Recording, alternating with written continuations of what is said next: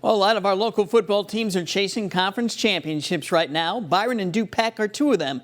But this Friday night, these two teams take a break from their conference battles to face each other in a showdown of undefeated teams from the big Northern Conference and the NUIC. It's our overtime game of the week.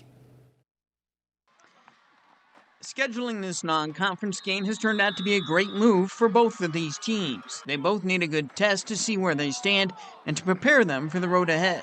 Yeah, I think it's going to be a great gauge for us where we fall in Class 3A, obviously with Byron sitting up at the top of the rankings there. But more than that, it's going to be a test for us in that physicality that we really pride ourselves on. And Du-Pec has a lot of big conference games ahead, matchups with Forest and Stockton and Lena Winslow. The Tigers appear to have their biggest games behind them, having defeated the likes of Dixon, Oregon, and Stillman Valley.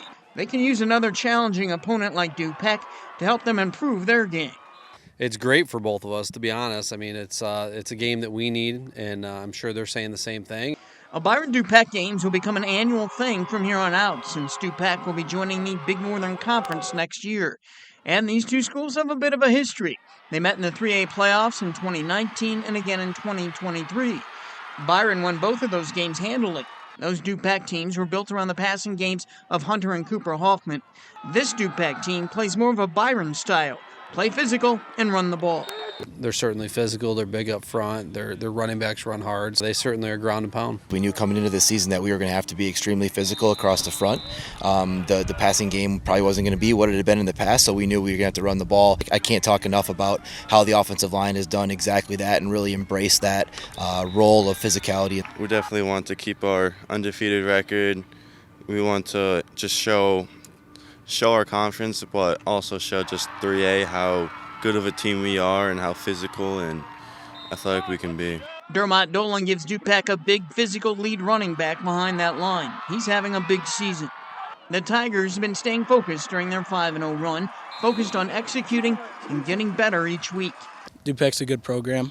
I think we're going to have a lot of fun that night, I definitely think it's a game that will definitely help us a lot in the long run. The Tigers have been winning big despite playing without two top defensive linemen since week 1 because of injuries, Caden McGow and Isaac Alvarez. The Tigers have plugged in other players like William Julian. That line has held up very well. It'll be tested this week. And Alvarez and McGow are big losses up front on the defensive line, but we've certainly had some other kids that have stepped up and played extremely well. But there's going to be a lot of kids playing up front on Friday night, so they're all going to have to be ready. We will have highlights of this game and more Friday night on Overtime. Overtime will be on Fox 39 right at 10:30 p.m.